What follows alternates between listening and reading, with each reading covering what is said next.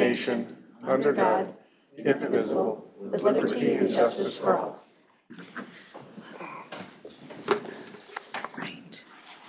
All right, has council had the opportunity to review the meeting minutes from June 4th? If so, I'll ask for a motion. Make a motion to approve the minutes as presented. Motion from Robin, second from Rick. Any discussion? With none, those in favor may state aye. Aye. Opposed, carried. Any changes to this evening's agenda? Hearing none, I'll ask for a motion to approve the set agenda. Make a motion to approve the agenda as presented. I'll second.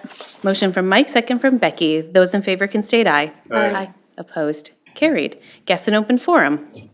Anyone here for guests in open forum? Seeing no one, we'll move into committee reports. Park and Rec. Park and Rec, we met last night. We had one item on the agenda, which is our equipment for Colbinger Park, which is coming to the council tonight here. And then other than that, we just discussed the equipment that we've been approved and is on order and when it's going to be done, et cetera, et cetera. Perfect. Short meeting. How about EDA? EDA met on June 10th. We looked at the reimbursement resolution for the Police Department City Hall project. We had a market update, which is very similar to what we've been seeing in the past. And we had an EDA board member resignation that we will be looking to fill the position. Okay. That was it. In personnel, we reviewed a job description for the police officer administrative position. We just wanted to make sure that we were capturing all of her duties in that job description, so we reviewed that. And then also just a couple policy reviews that are going to be forthcoming in the future. In Public Works, we met, a lot of our time was spent on the budget with the facility, doing the upgrades to the cold storage building, just kind of figuring out, finagling how that will work within our budgets and the years to come. And then our industrial generator switchgear, which is on our agenda for this evening. And then we spent a little bit of time talking about the water supply update with the summer coming up here, and just making sure that that was going to be okay. How about budget and finance? Budget and finance, we met last night. We had an update. Finance team had met with LPI in regards to the bond for the wastewater project. So that's something ongoing where we meet, make sure the number we're asking for is the right number, and future projections, things like that. See, we financials were all pretty standard for right now. We did one highlight was BCC memberships. So every year the Silver Sneakers program, they renew every year, and so we'll get to a December, and then in January the number always falls because those Silver Sneakers need to renew, and a lot of them folks come back in the spring, so the number always drops. Sure. But this year, we've never had 1,000 memberships at the BCC, and so in the end of December we hit 1,001, and then all of a sudden January everything falls off. We've now gone, I think we're at like 1,000. I'll say it's like 24 or something. I don't know the exact, but it's healthily over 1,000 now. So it's the first time we've ever in the history of that facility, which has been open since 1994. First time we've ever had that. So that was a highlight to see. So that was about it for that. Yeah, that's about it. All right. Joint Fire Board, we met last night. We rescinded the safe and secure time. God, that is, you did it again. I even wrote it down. That's the worst part. No longer in effect. Safe and secure earned a time has changed for volunteer services. So we rescinded that resolution last night per the law. We are also going to be changing our phone carrier over, and then most of our time last night, there was a large allocation spent to the 25 budget and CIP review, which again will be coming back to a full council at our joint entity meeting in July 22nd. So, all right, anything that we missed? If not, we'll move into board, committee, and consultant reports. So the Colbinger Park play equipment, Mr. Kua. Thank you, Mayor and Council. So as Mr. Doring alluded to, our Parks and Recreation Commission met last night. We'd had ongoing discussions surrounding a play equipment replacement for Frank Kohlbinger Jr. Veterans Memorial Park, which is located at 13498 3rd Street in Becker. A lot of our residents refer to it as the skate park. It's got our ice rink, warming house, and our wheels park or skate park.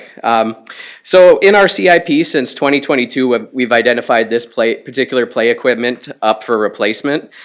Just as a matter of fact, this spring, we actually, in one of our routine park inspections, realized that the slide had actually had a big hole in it. So we had to take that out of play, remove that feature.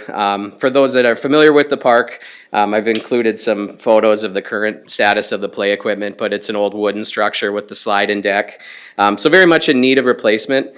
And we're at the point this year that we have allocated $84,500 for said replacement. So that particular park serves a little older demographics. When you're doing park planning, you really cater the play experience to either a 2 to 5 for the real young kids, or 5 to 12, which gets into a little bit more elevations and climbing structures and a little bit more exciting play equipment. So because of the age usage of that particular park, we wanted to dedicate the majority of those funds to the 5 to 12 age range.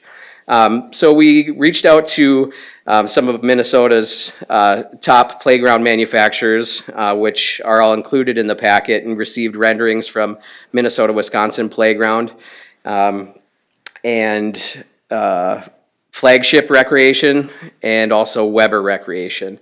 With the marching orders of we're looking for a unique play experience, we weren't really interested in adding just a kind of a traditional slide and deck platform, because we have so many of those in our other neighborhood parks, but creating something that's a little bit different. And then just trying to create as much play experience within that budget in those two areas.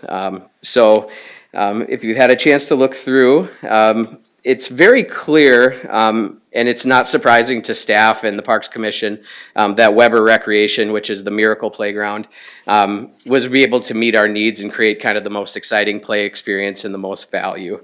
Some of the other providers got right up to that number, staying under budget, but the climbing structures were much smaller, more simplified.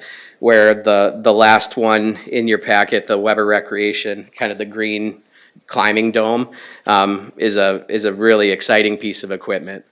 So in the scenario that staff's recommending with proceeding, and the commission is recommending proceeding with Weber Recreation, there's 2 play area bays. We'd use the existing concrete surround, so we're not having to create any more concrete. We're working within the existing footprints, so we'd just be removing the engineered wood fiber. But in this scenario, because of the size of the swing bay at Kohlbinger Park, that's got the most fall radius. So the climbing structure would go into that zone, removing the swings. One thing staff has talked about is we would pull those swings and then keep them as an asset to be deployed either at Kohlbinger Park in an additional location, or potentially at another park now or in the future. So the swings would be removed for this climbing structure, and then but would be a city asset that we could redeploy, and would have our intentions of doing so. So the decision was relatively clear for Parks and Rec and staff as far as the information that was provided, based on the direction that we had given the 3 groups. So I'd love to answer any questions that you guys might have had. Weber has said that they're about 6 weeks out for install, so timeline for the skate park replacement is looking in latter half of July. So this would be kind of right in coinciding with that, where come August, September, we'll have a fully revamped park there, which is exciting for some fall play and proximity to the school. I believe it will have a good amount of traffic. So be happy to answer any questions that you might have. I know it's a big packet with a lot of information. Ultimately, looking for a motion and a second to approve Resolution 2449, allowing the city to proceed with the purchase of new playground equipment for Kohlbinger Park. Maybe we could take a look at 3rd Street Park, since it's on the same street, for the swing sets. I think there's an older swing there. The top lot. Oh, tot lot, yes. Yeah, well, we had talked at the meeting too and suggested maybe relocating it there because kids do use it. You know, but they might not with this new thing, so Yeah. it might go back up there where it's at. I think wonderful suggestion. As we kind of departed Parks and Rec last night, we were kind of put that on the agenda for the next meeting to kind of discuss options for the swing bay. And it's something we could do in-house at a pretty minimal expense out of our operating budget. The equipment that we're replacing there, I believe, came from the community center prior to, probably just by everybody, Phil remember, but everybody. That's right. It came from there when we used to have a little kid lot there and it was in the fenced in area. This is probably 10 years ago, so that equipment has really served us well, so, it was redeployed already once, so. Got a good life out of it.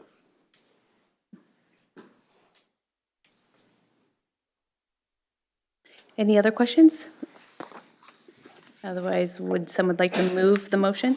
I make a motion, we approve resolution 2449, replacing park equipment in Cobanger Park. Second.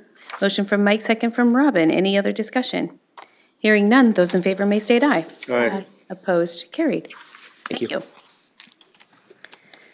Business Incubator Consultant Selection, Ms. Moody.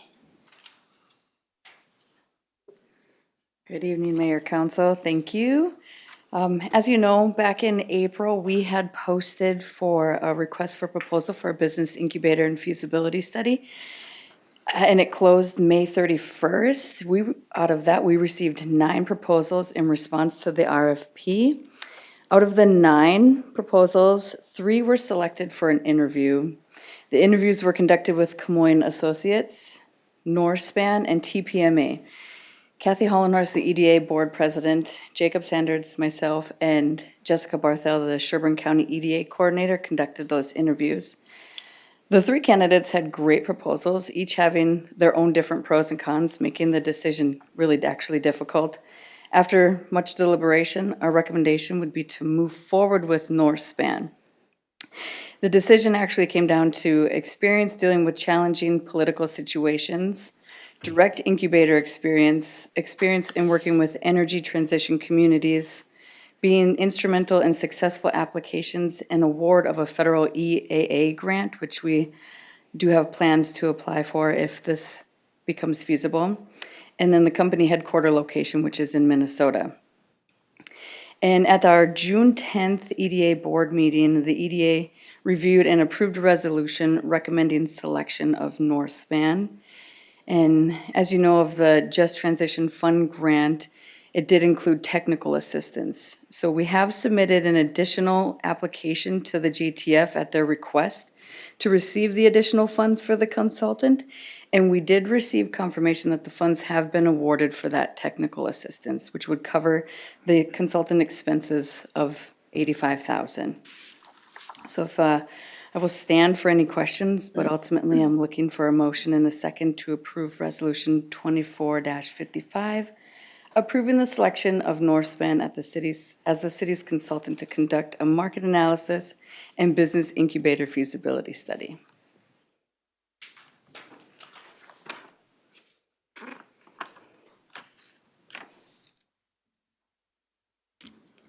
Well, thank you to the folks that did the interviews there. It was, for a lot of us, it was able to make those, so. Yeah, it was kind of a tight timeline for us to get that all taken care of so we can get this all completed so we can potentially work towards that federal EAA grant. I'll make a motion to approve resolution 2455, approving the selection of Norspan as the city's consultant to conduct the market analysis and business incubator feasibility study. Second it. Motion from Rick, second from Mike. Any other discussion? Hearing none, those in favor may state aye. Aye. Opposed, carried. Thank you. Thank you. Industrial generator switchgear refurbishment, Mr. Listen. I always get the cool stuff. Good evening, Mayor and Council. Tonight I have for you, yes, the industrial generator switchgear controls refurbishment project. A little background on this, staff did start kind of looking at this about 2 years ago. with the idea of just what its age was, and then we've been looking at a lot of the PLCs and those kind of things at our wastewater facility. This has a PLC, so that was also old 94. That's kind of old for a PLC. We are kind of overachievers with our PLCs. We do seem to get a lot of life out of them. So we had started looking at the process, and we also were looking at the industrial generator in general, because it was on our CIP for replacement next year. And overall, when we talk with some people from Ziegler, Cummings that come out and have done work on the generator, routine maintenance, kind of those kind of things, load banking. That generator is in really good shape for its age. We don't have a lot of hours on it, so a complete replacement doesn't seem necessary at this time. However, the brains of the process for the switchgear are, I don't know, they're not working the way they should anymore. We were not seeing any issues that caused us concern, but we just knew it needed to be done fairly soon. However, about a month ago, we did get a fault on that PLC. Staff were not able to clear the fault. We worked with our controls integrator. They tried 3 fixes that did not work, so we were concerned that at that point they were not certain that we actually had ability to transfer to the generator or transfer back. We could maybe go one way and not the other. So we asked them, was there any other thing we could do at this time outside of a complete refurbishment? They just said yes. We did replace the PLC in there. There is no fault. It is working. We transferred it, but they did state that this is a Band-Aid. You need to, the rest of the components are also old, so just doing the one piece will not get us there. So in the meantime, we had Robert on our staff had been working with a couple different people to do the refurbishment project. Funny enough, there's not that many people that like to do that stuff, so it was kind of hard to get numbers. We had one right away, and then it took a while to get a second one. So I've included those in the packet. One was from Ziegler Cat, one is from States Manufacturing. The need, given that had faulted out, and we do have a temporary fix, but definitely one we don't want to kind of live with just because of the nature of that generator. I did include in the packet kind of the map of the wastewater facility, so you can see that generator is the backup power for pretty much the entire industrial treatment train, our press building, and then also both admin buildings. So that generator is important for a good portion of the facility. And then I did include a copy or a little snippet from our permit. Part of our permit requirement is we basically have to provide auxiliary facilities to make sure we can treat wastewater even if we don't have utility power available coming into the facility. So in order to maintain our permit, to make sure we can do the things we need to do and treat the wastewater that comes to that facility, this upgrade needed to be moved up to now so we could get that done. So we did discuss this at the Public Works Committee on Friday. The committee was fine with bringing it to council for consideration. We did have a small number budgeted in 2025 for this. That part of my process in that was to find better numbers to put them in the CIP, but now we see the numbers here. So we won't necessarily spend the $500,000 to replace the generator, but we will spend $130-some thousand to refurbish this piece of it to keep it in operating condition. So with that, today I'm looking for a motion, a second, to approve Resolution 2457, accepting the quote from Ziegler Cat for the industrial generator switchgear refurbishment for their quoted price of $136,250 and not to exceed $150,000. So including a contingency in there in case they find some wiring that isn't up to snuff or something else along the way that we'd have to do. But we should be able to come in there at the quoted price. And with that, I'll stand for any questions. How often do we cut that over to test it? We run it once a month, so staff will actually do a transfer once a month and run it off of the generator.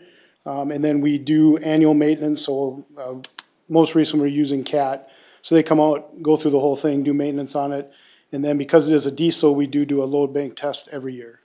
So if it's natural gas, that's something I learned recently, like if it's natural gas, you don't have to do load banking every year because it's more for the diesel engine itself and make sure it runs under full load. So I'm still learning, it's great. So yes, so we do that once a year on that one. So try to keep up on that. It's kind of important piece of equipment. So I suppose if you said it was possibly cut over to one, we may not be able to go back to the other until they had that. Well, our biggest concern fix. was, yes, if for some reason we did a temporary fix and we try to live with it and we switch over to generator power and we can't get back, that's a whole nother problem. So we did that happen once, not last year with the whole other debacle, but we did have one time where the little motor that does the transfer got stuck and it wouldn't push it back. So, and then you're getting into, there is a way to manually transfer. There's always a way to manually. None of us really would be excited about doing a manual transfer. I mean, technically you have arc flash and all that stuff, and that's a lot of power right there. It's just one of those things when you're standing by, you're kinda like, just work. I don't wanna play with you. So, but yes, yeah, it's served us well, so it just needs a little TLC right now to keep doing what it's supposed to do.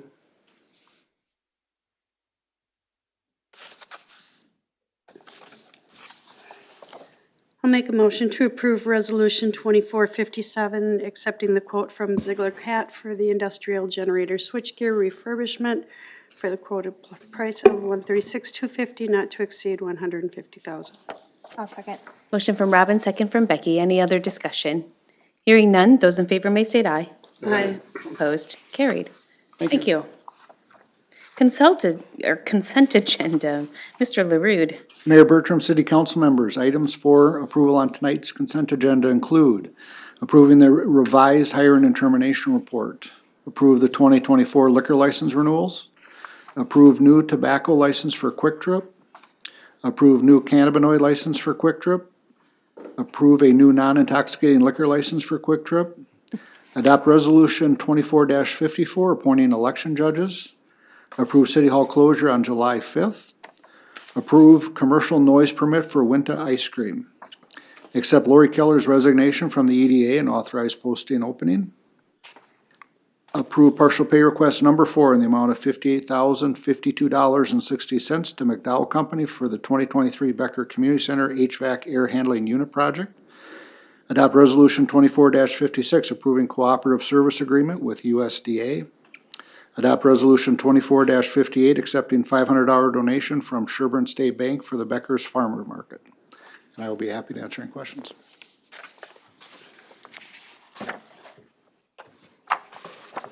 Make a motion to approve the consent agenda as presented. I'll second. Motion from Rick, second from Mike. Any other discussion? Hearing none, those in favor may state aye. Aye. Opposed? Carried. Payment of the bills. Make a motion to pay the bills. Second. Motion from Robin, second from Rick. Those in favor may state aye. Aye. Opposed? Carried. Does anybody else have anything else for the betterment of Becker? No? I'll ask for a motion to adjourn. So moved. Second. There's a motion from Robin, second from Becky. Those in favor may state aye. Aye. Opposed? Carried. We are adjourned at 5:23 PM.